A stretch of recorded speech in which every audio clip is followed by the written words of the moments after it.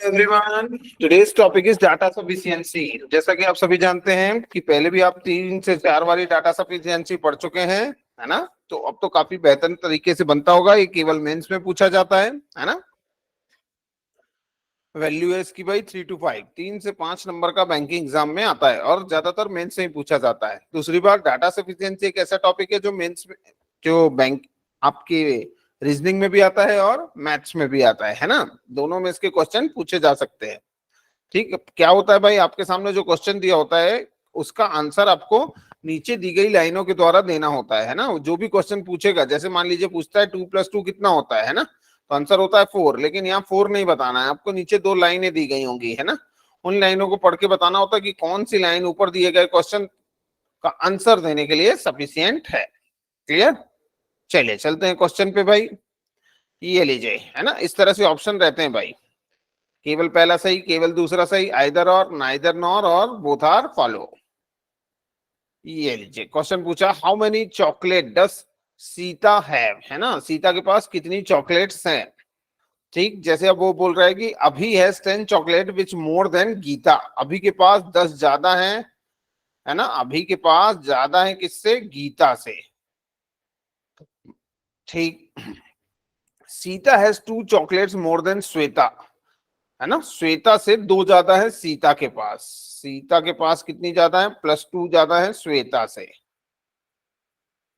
Okay, और who has मतलब श्वेता के पास 2 ज्यादा है गीता से, तो गीता से 2 ज्यादा श्वेता के पास, ये हो गया +2, है ना। और श्वेता से 2 ज्यादा सीता के पास।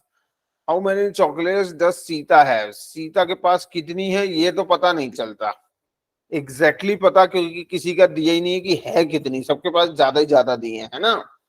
तो केवल पहले से तो आंसर नहीं मिलता, केवल सेकंड से चेक करते हैं। Shweta has more chocolate than Geeta, ठीक, but less than Abhi. Who has 10 chocolates. Okay, अब देखिए यहाँ एग्जैक्ट बताया है तो यहाँ निकलने की संभावना है। अभी के पास कितनी है? ए बी के पास है 10, है ना। और ए बी से ज्यादा किसकी है? तो Shweta has more chocolate than Geeta but less than Abhi, है ना। श्वेता के पास गीता से ज्यादा है ना, लेकिन अभी से कम है। अभी से कम है, तो श्वेता के पास अभी से कम है और गीता से ज्यादा, तो इस तरह से बनेगा। ठीक, तो सीता के पास कितनी है? श्वेता और गीता। ओके, अब 1 और 2 को मिला दोगे तब आंसर देने के लिए सफिशियंट है। क्यों? क्योंकि यहाँ पे देखिए आप, नहीं तब भी नहीं हो पाएगा क्योंकि एग्जैक्ट श्वेता का भी नहीं पता ना आपको कितनी है। नहीं आएगा भाई, दोनों लाइनों से भी आंसर नहीं आ सकता, क्योंकि अभी से 10 कम है, 9 भी हो सकता है, 6, 7, 8 कुछ भी हो सकता है ना। कोई आंकड़ा श्वेता का दिया होता तो फिर आप सीता का निकाल लेते, क्योंकि श्वेता से 2 ज्यादा सीता के पास थी। ठीक, लेकिन श्वेता का एग्जैक्ट डाटा नहीं पता, 10 से कम है वो 1 to 9 कुछ भी हो सकता है, ठीक है। तो इसलिए 100% श्योरिटी नहीं है, तो आंसर क्या आएगा? Neither first nor second follow, कि ना तो पहला ही ना ही दूसरा आंसर देने के लिए सफिशियंट है और ना ही बोथ है। ओके, तो पहले का आंसर क्या आया? Neither first nor second for the correct answer. ठीक, चलिए आगे बढ़ सकते हैं भाई। ये लीजिए question number next.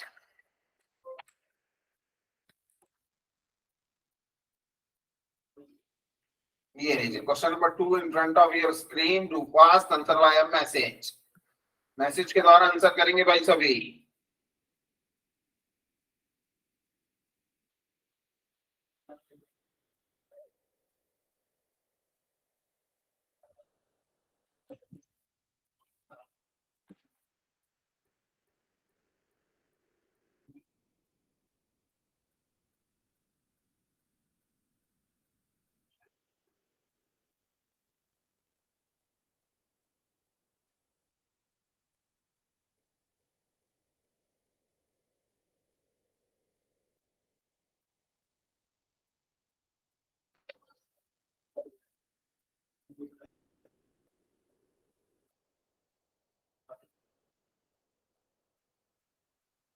Both follow, Vaishnavi ने आंसर किया भाई अभी, बोथ फॉलो।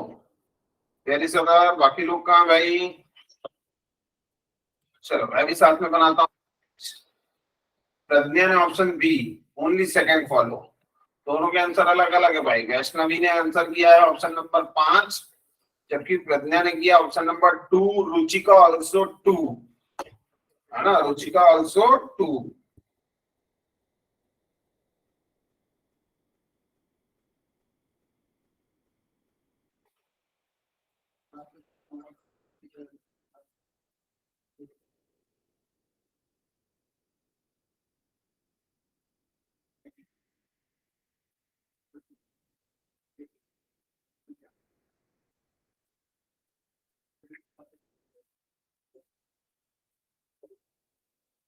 चलिए let's check. On which day does Arun took his leave? Arun किस दिन छुट्टी लेगा ये पूछा है ना। पहली line, Arun does not took his leave on Wednesday, Wednesday को नहीं लेता। ठीक, पहले से तो पता नहीं चलता है भाई। दूसरा, Arun took his leave either Monday और थर्सडे। अरुण छुट्टी लेता है या तो मंडे को या तो थर्सडे को। ठीक, मंडे और थर्सडे, लेकिन ये 2 दिन है ना। और वेडनेसडे को नहीं लेता, ये केवल इससे पता चला। तो दोनों मिला देने से भी कहाँ रहा भाई आंसर।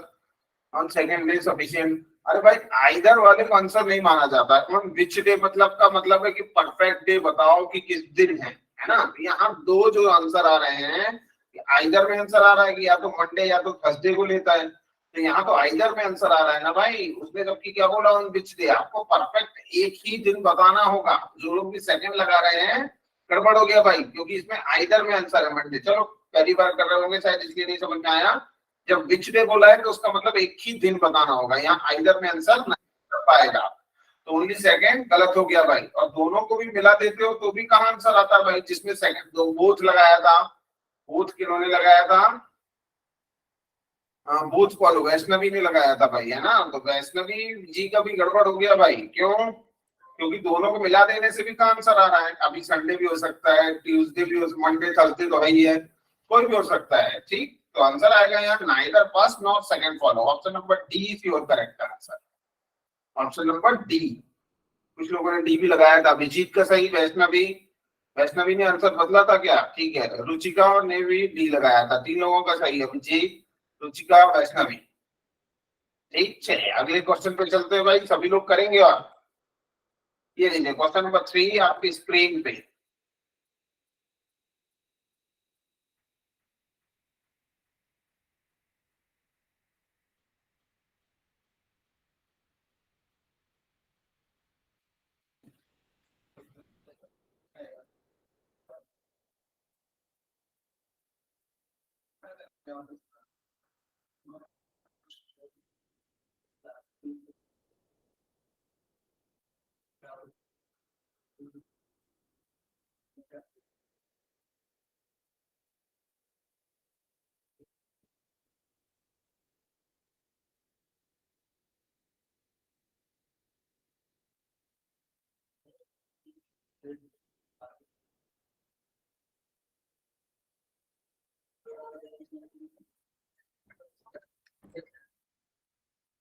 चलिए आंसर आना शुरू। पायल ने लगाया भाई ई, प्रज्ञा ई, सरोजनी ई, अभिजीत ई, आकांक्षा ई, समीधा ई, इशिका ई, गार्गी ई। चलिए चेक करते हैं भाई।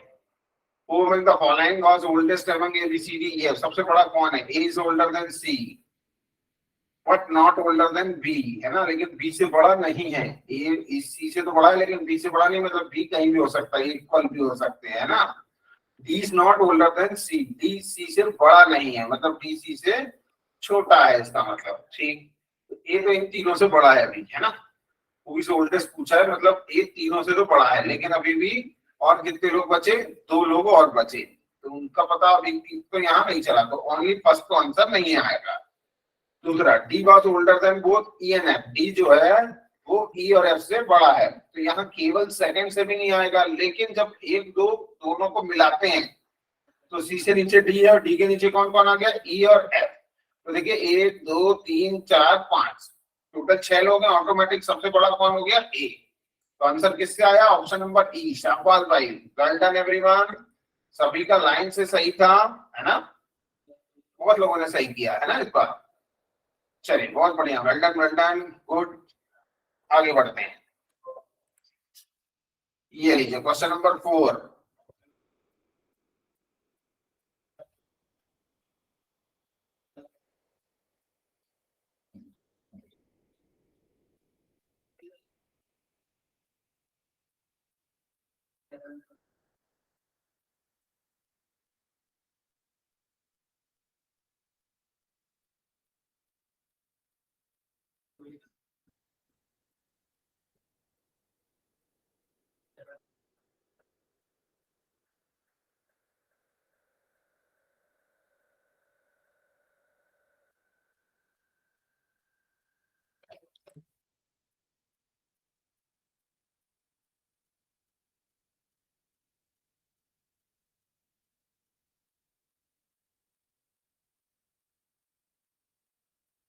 बहुत बढ़िया भाई आंसर आ रहे हैं। पायल का, अभिजीत का, आकांक्षा का, प्रज्ञा, गार्गी, इशिका,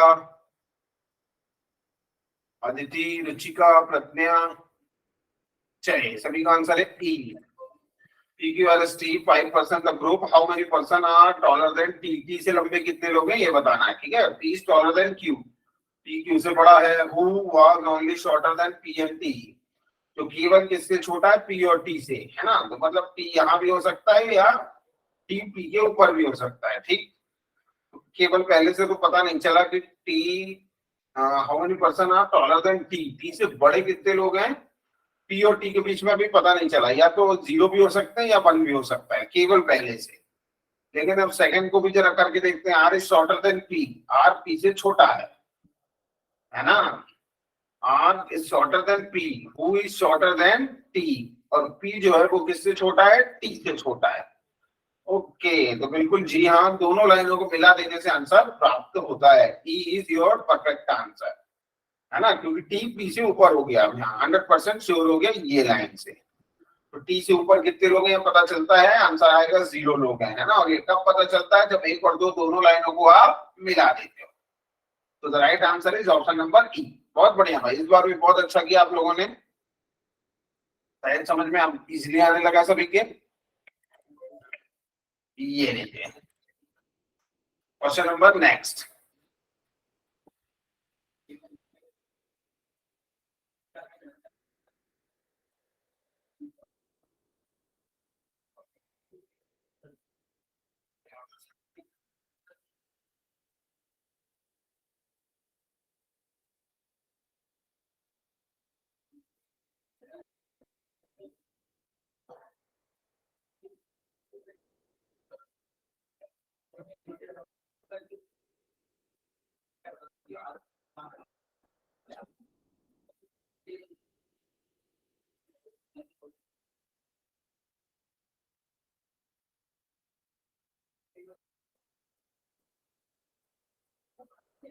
चलिए मैं भी करता हूँ साथ में।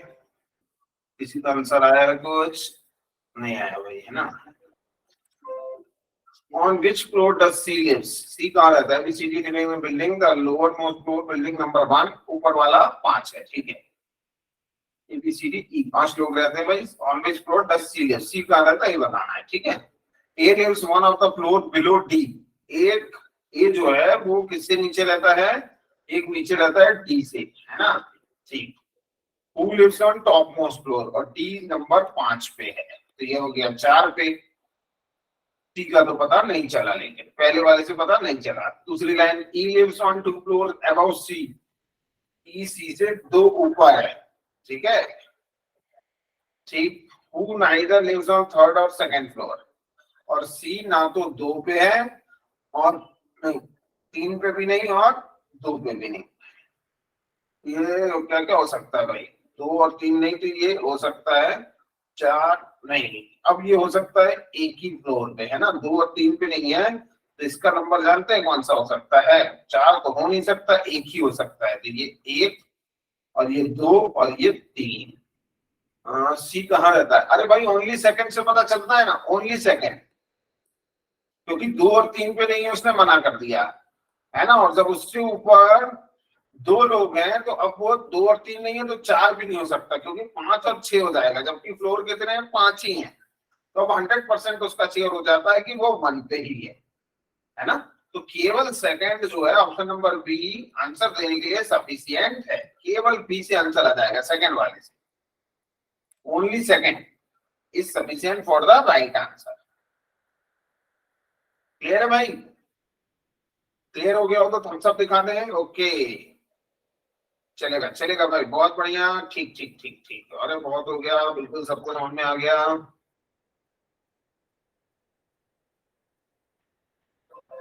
ये लो भाई, क्वेश्चन नंबर देखो 5 क्वेश्चन कंप्लीट कर दिए हम लोगों ने, है ना।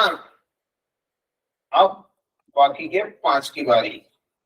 ये लो भाई, थोड़ा ध्यान से करना।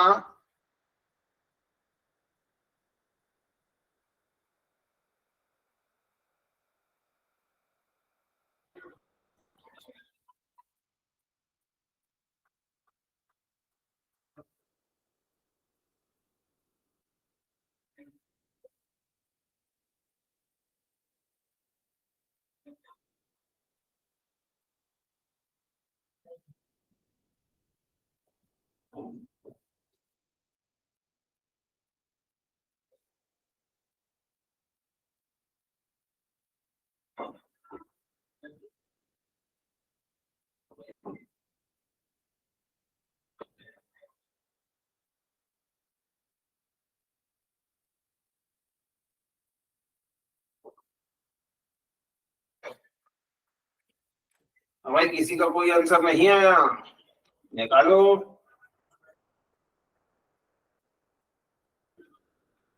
How many persons standing between L and K is a straight line of 19%? 19 लोग, स्ट्रेट लाइन ऑफ 19 लोग हैं टोटल में। L और K के बीच में कितने लोग हैं ये बताना है, ठीक है। फेसिंग नॉर्थ है सब। Y stands on the extreme left hand. Y जो है वो सबसे एक्सट्रीम लेफ्ट हैंड पे है ना। Only 5% stage between Y and K। 1 2 3 4 5। Y और K के बीच में कितने लोग हैं? 5। Only 6% stand between K and R। 6 K और R के बीच में है, तो 1 2 3 4 5 6। यहाँ कौन आ गया? R, ठीक है। Only 4% stand between R and L। R और L के बीच में कितने हैं? 4। अब ये लेकिन आपको समस्या हो सकती है, क्यों? R और L के बीच में 4 है, तो यहाँ आगे भी हो सकता है और वापस भी जा सकता है भाई। 1 2 3 4, 4 लोग है ना K और L के बीच में। तो L जो है आपका यहाँ पर भी हो सकता है, ये वाली लाइन, और 1 2 3 4 L जो है यहाँ पर भी हो सकता है, ये वाली लाइन, है ना। 3 4 5 6, यहाँ 6 थे, 5 थे, 1 2 3 4 5, हाँ ये 5 थे यहाँ, ये 6 7 8 9 10 11 12 13 14 15 16 17 18 हो सकते हैं भाई, दोनों तरफ हो सकता है ना। तो पहले वाले से तो आंसर नहीं मिला, ठीक। एल दोनों पोजीशनों पे हो सकता है। दूसरा वाला करते हैं जरा। J stands exactly middle of the line. J बिल्कुल ठीक बीचों बीच है। 19 की मिड वैल्यू क्या होती है? 10। मतलब 9 लोग इधर है और 9 लोग इधर भी हैं, ठीक है। तभी 9 9 18 और एक ये 19 लोग हो जाएंगे। Only 2% stand between I and J, है ना। जे है ये, आई और जे के बीच में 2 लोग हैं, वो दोनों तरफ हो सकता है भाई। 1 2 इधर कर देते हैं, चलो ये आई की पोजीशन है।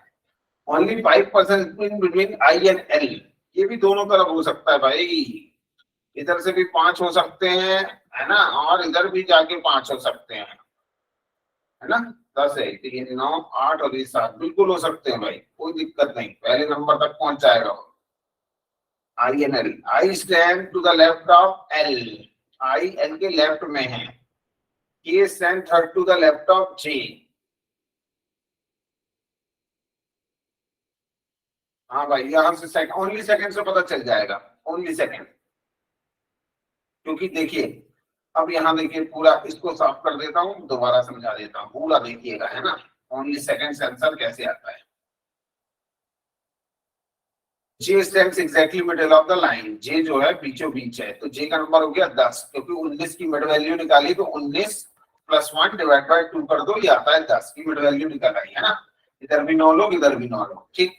Only 2% stand between I and J. 1 2, यहाँ कौन आ गया? आई। ये नंबर लेफ्ट हैंड से कौन सा हो गया? 10 था, तो ये 9, ये 8 और ये नंबर हो गया 7, ठीक है ना। लेफ्ट हैंड से यहाँ से 7। ठीक, only 5% between I and L, I और एल के बीच में 5 लोग हैं, 1 2 3 4 5, और ये पोजीशन पे कौन आ गया, एल, और ये पोजीशन हो गई 1, क्यों, क्योंकि 7 था तो ये 6 5 4 3 2 और ये 1 नंबर पे। ठीक, I N L, I stand to the left of L, I जो है I stand to the left of L, अरे गड़बड़ हो गया भाई, नहीं नहीं, आई जो है एल के लेफ्ट में है, अब गड़बड़ हो गया, आई एल के लेफ्ट में तो एल इधर नहीं हो सकता, ये एल के राइट में हो गया। ठीक है, तो इस तरफ हो सकता था, एक चीज और हो सकती है, 8 9 10 11 12 और 13वें नंबर पे कौन आ जाएगा, एल, लेफ्ट से 13 भाई, है ना, क्योंकि 5 लोग थे, तो 1 2 3 4 5, K stand third to the left of J, J के लेफ्ट में थर्ड है, 1 2 थर्ड, नहीं आ रहा सेकंड से, वो तो खुद ही आई है, टू द लेफ्ट ऑफ, नहीं गड़बड़ हो रहा है भाई, नहीं आ रहा, सेकंड से भी नहीं आ रहा। Option number C, the data in statement second alone sufficient answer to the question while data first are not alone, कहाँ रहा है भाई, सी से भी नहीं आ रहा है, वो गड़बड़ हो रहा है, देखो ओनली सेकंड से भी, अभिजीत प्रज्ञा रुचिका सरोजनी ने सी लगाया, सी से नहीं आ रहा भाई, ओनली सी से गड़बड़ हो रहा है, क्योंकि लेफ्ट पे बोल रहा है ना, I stand to the left of L, वो तो ठीक है, लेकिन K stand to the third left of J, तो जे के थर्ड लेफ्ट में ऑलरेडी यहाँ आई बैठा हुआ है, आप देखो, इसको कहाँ लेके जाओगे, 1 2 थर्ड, एक साथ दो आदमी नहीं बैठ सकते, नहीं आएगा, ना फर्स्ट से आएगा ना सेकंड से आएगा।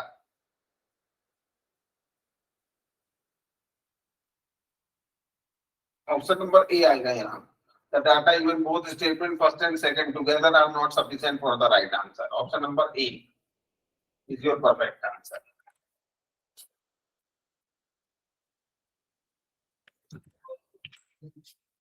ये लो भाई, क्वेश्चन नंबर 7,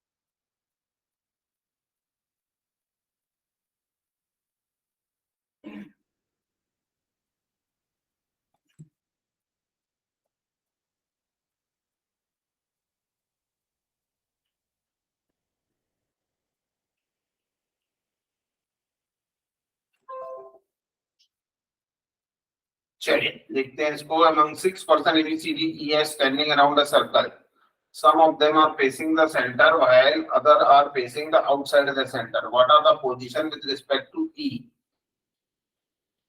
ओके, क्या कह रहा है भाई, 6 लोग ABCD है standing around a circle, some of them facing the centre while other are facing outside the centre, what is the position of A respect to E, A की position ई से क्या है ये बताना है ना, पहला अपन आते हैं, चलो C stand second to the right of E, 6 लोग हैं, 1 2 3 4 5 6, C stand second to the right of E, C E के राइट में दूसरा है, E faces outside, okay, E faces outside भी है, मुश्किल है भाई, ध्यान देना भाई इसमें, है ना, फेसिंग आउटसाइड है तो उसका राइट इधर चला जाएगा, सी इधर आ जाएगा, ठीक,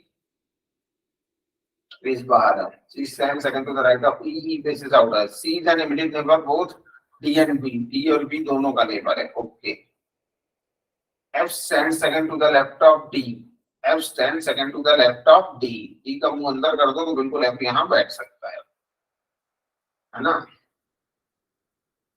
F stands second to the left of D. D faces same direction as E. Okay, D का फेस वही है जहां E का है, तो फिर गड़बड़ होगा थोड़ा सा, क्यों, क्योंकि फिर F यहाँ नहीं होगा और D को फिर कहाँ करना होगा आपको, इनको बदल दो, फिर इनको बदल देने से काम हो जाएगा, D को करो यहाँ और उसका फेस करो बाहर, तो F यहाँ आ जाएगा और यहाँ कौन आ जाएगा अब आपका B, है ना, डी और बी के बीच में था ना, ओके, ये लो बी, तो अब क्या पता चलता है, क्वेश्चन क्या पूछा था उसने, circle some both of facing centre, what is the position of A respect to E.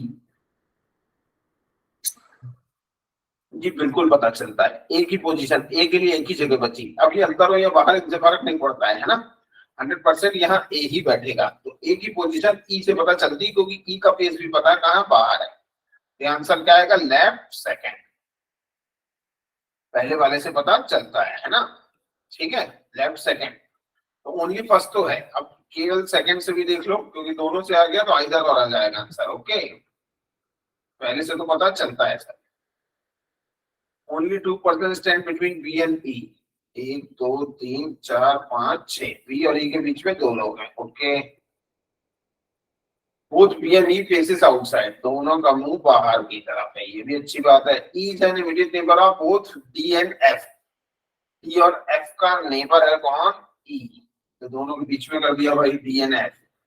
B is an immediate neighbour of C and A, B जो है वो पड़ोसी है सी और ए का, बी जो है पड़ोसी है सी और ए का, ये बदल भी सकते हैं, डी और एफ भी अपनी पोजीशन बदल सकते हैं, और ए सी भी। A is not the neighbour of D, A D का नेबर अपना भी नहीं है, मतलब ये सही बनाया अपन ने, है ना। तो यहां से पता चलता है क्या, क्या पूछा उसने भाई, दोनों से पता चलता है, बिल्कुल पता चलता है कि what is the position of A respect to E, A की पोजीशन ई से क्या है, तो यहां से आता है राइट सेकंड, क्योंकि 100% ये फिक्स है ना। ए एफ डी और सी का आपको फेस नहीं भी पता तो भी कोई दिक्कत नहीं है, क्योंकि उनसे कुछ पूछा ही नहीं है ना, कुछ उनके बारे में बताना है, आपको बताना है बस ए कहाँ है ई से, तो ये पता चलता है कि उसके राइट में सेकंड है। तो यहाँ जानते हैं आंसर अब क्या आएगा, दोनों से जब आंसर आता है तो ऑप्शन नंबर डी लगाएंगे आप, दैट आएगा आइदर स्टेटमेंट फर्स्ट अलोन और statement to alone sufficient for the right answer, either और आएगा भाई इसमें, आइदर और, ऑप्शन नंबर डी, पायल ने भी डी लगाया था, सरोजनी ने भी डी, अभिजीत ने भी डी लगाया था, ओके। चलिए आगे बढ़ते हैं, ये लीजिए फटाफट मार दीजिए भाई,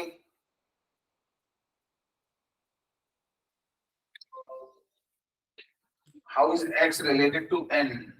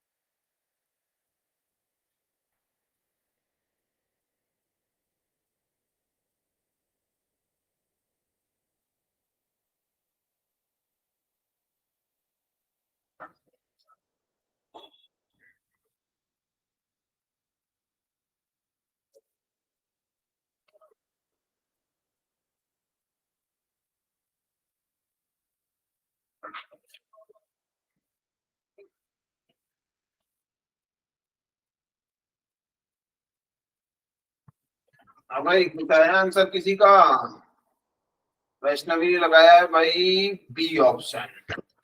चलो देख लेते हैं, how is X related, X is mother of J, X J की माँ है, एक्स जे की माँ है, ओके। चलिए देखते हैं, एक्स जो है वो माँ है जे की, X is mother of J, T is married to Z, T की शादी किससे हुई है, जेड से, T is married to Z,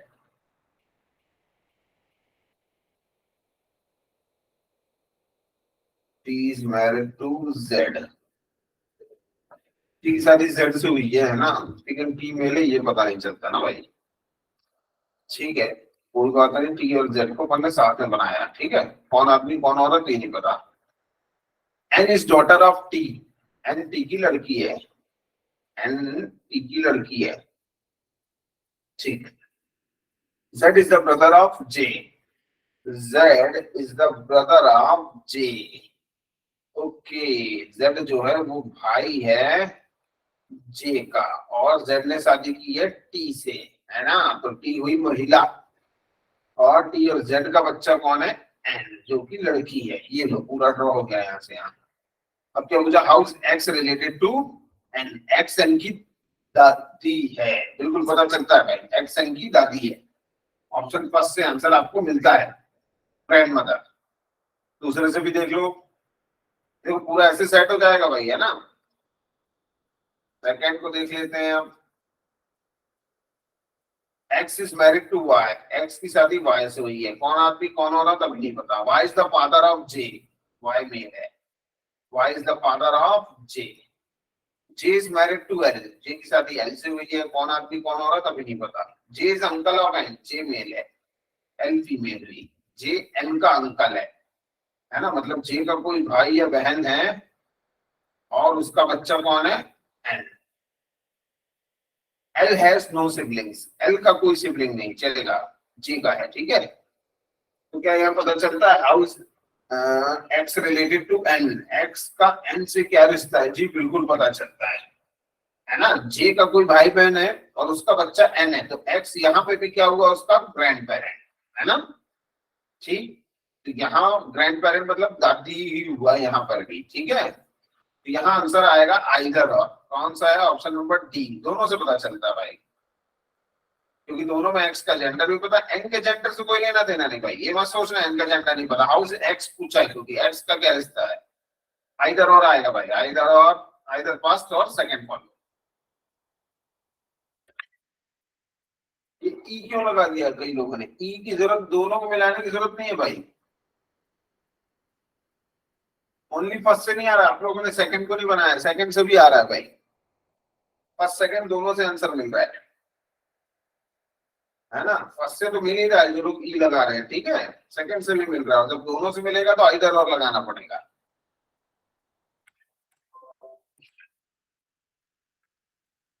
question number 9,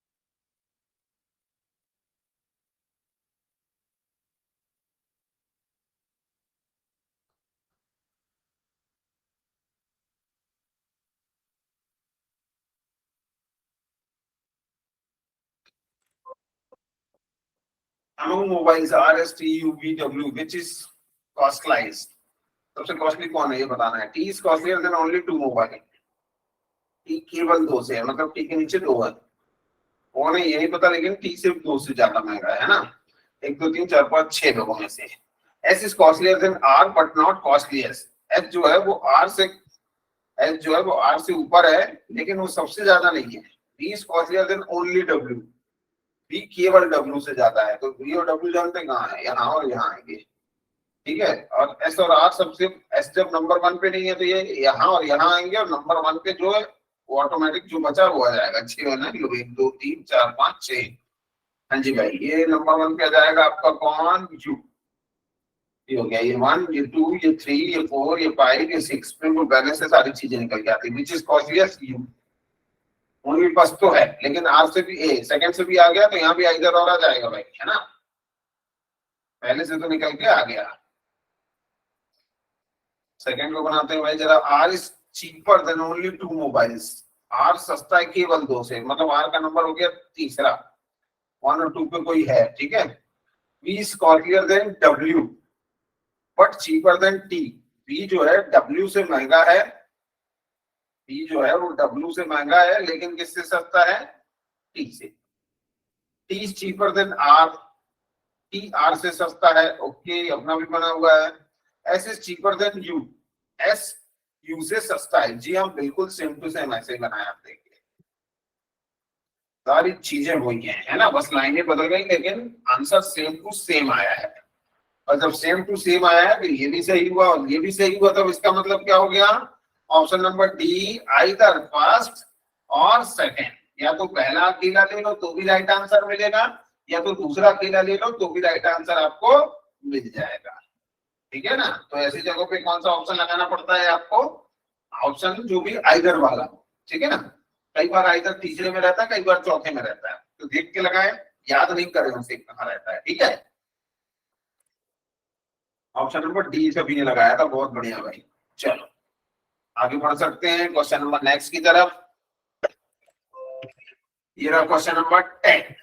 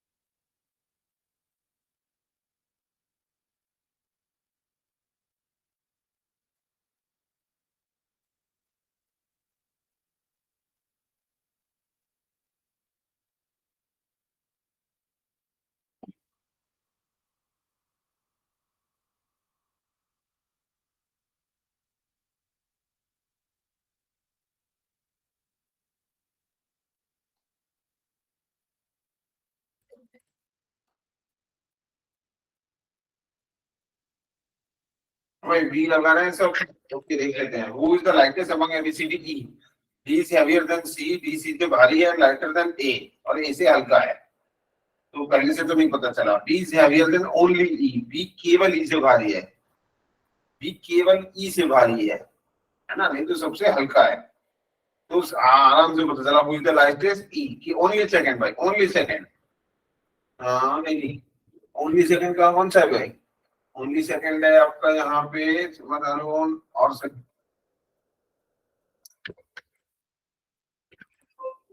the database and burn them to together necessary, नहीं भाई टुगेदर नहीं है, सीधा पता चलता है who is the lightest among, सबसे हल्का कौन है, तो यहीं से पता चलता है ना, B is heavier than only E, B केवल E से भारी है, तो मतलब E is the सबसे हल्का है, E सबसे हल्का है तभी ये केवल उससे भारी है ना, बाकी सब इससे भारी होंगे। तो सबसे हल्का कौन है, E है, यहीं से पता चलता है, भले यहाँ कुछ नहीं पता। तो only second is your sufficient answer, है ना।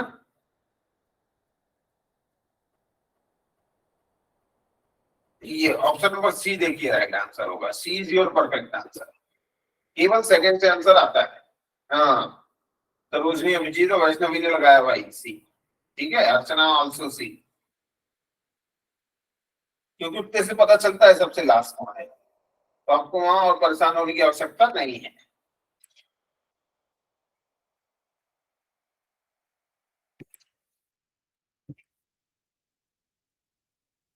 ये लो भाई क्वेश्चन नंबर नेक्स्ट।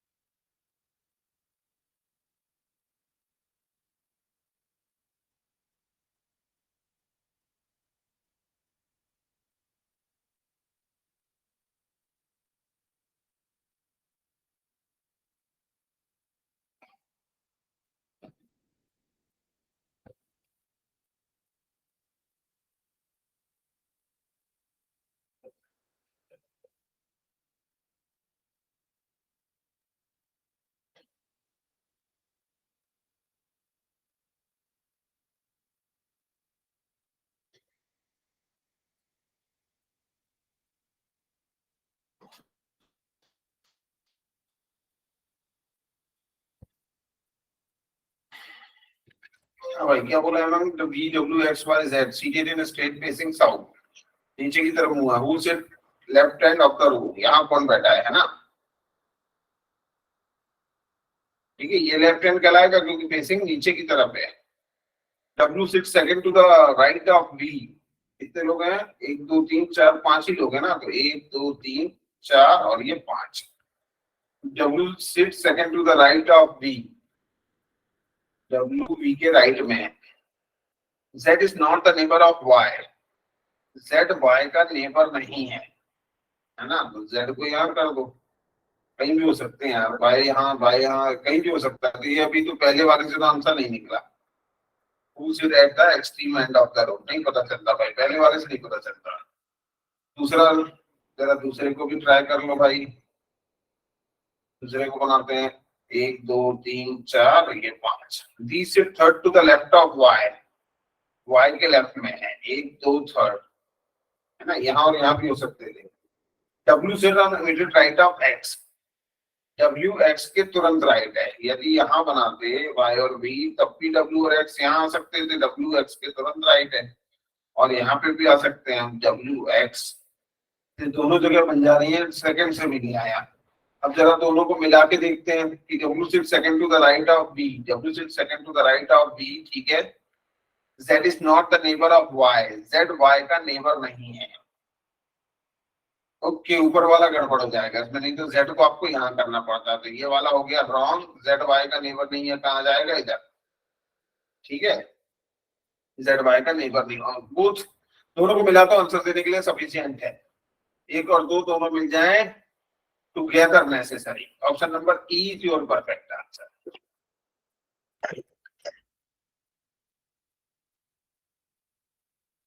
E बिल्कुल सही, E is your correct answer. ये question number next,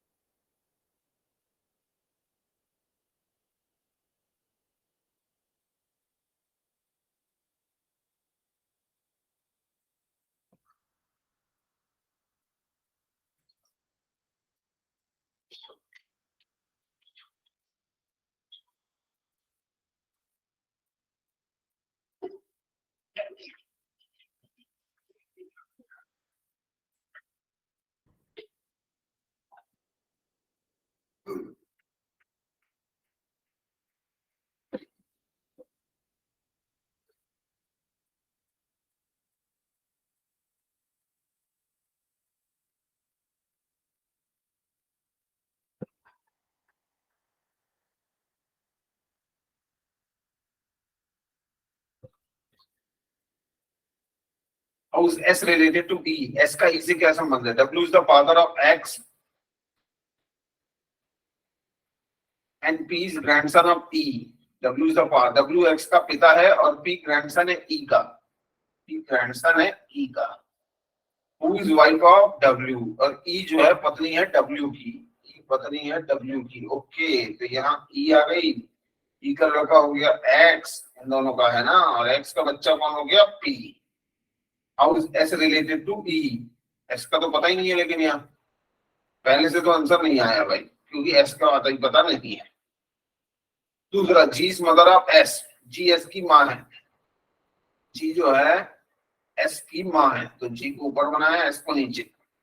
and daughter in law of W, और बहू है W की, एंड मतलब G है ना, W की बहू है मतलब W का कोई लड़का है, उसकी शादी G से हुई है। How is S related to E नहीं पता चला, लेकिन हम दोनों को जरा मैच करते हैं आपस में। इंडिविजुअली तो दोनों से पता नहीं चल रहा है, लेकिन जब दोनों को मैच किया तो W और E, और W का कोई लड़का है जिसकी शादी किससे हुई है G से, तो W का लड़का यहाँ कौन हो गया X, और इसकी शादी किससे हुई है G से, और G का एक बच्चा कौन है S। अब पूछा क्या था, how is S related to E, नहीं पता चलता क्योंकि S का जेंडर आपको डिसाइड नहीं हुआ कहीं से भी। सेकेंड लाइन में भी G is mother of S लिखा है, और है ना, और S का अता पता नहीं दिया है, तो यहाँ लेकिन पूछा how is S related to E, S का E से क्या संबंध है, या तो पोता या पोती कुछ भी हो सकता है, लेकिन हमें पर्टिकुलर फिक्स आंसर चाहिए होता है। यदि आइदर में आ रहा है तो फिर हम नहीं लगा सकते। ठीक, तो फर्स्ट एंड सेकंड दोनों सही आंसर नहीं आता तो कौन सा लगाओगे? ऑप्शन नंबर डी, है ना, कि दोनों ही not sufficient for the right answer. Option number D. S का जेंडर डिफाइन नहीं है भाई, इसीलिए डी आएगा। ठीक है,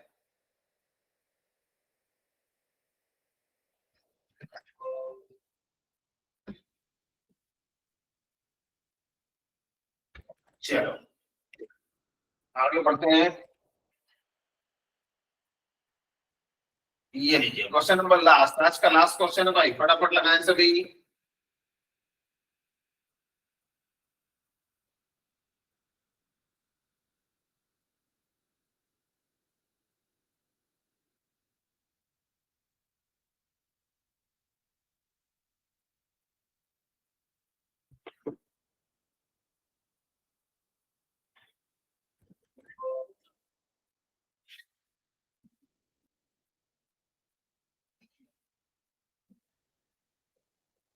Among five friend PQST different height, who have the tallest? R is taller than only one friend. R केवल एक से भारी है ना, मतलब R चौथे नंबर पे और पांचवा वाला सबसे हल्का।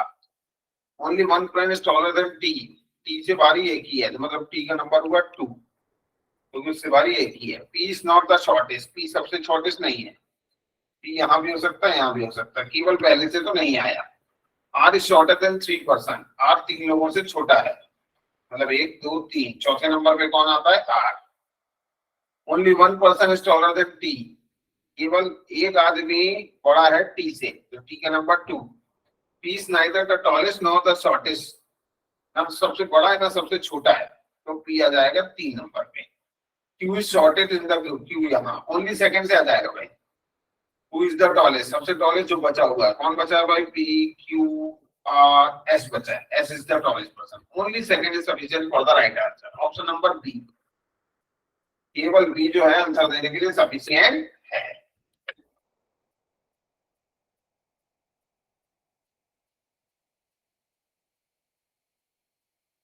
चलिए, तो क्या आज के लिए इनफ है भाई इतना?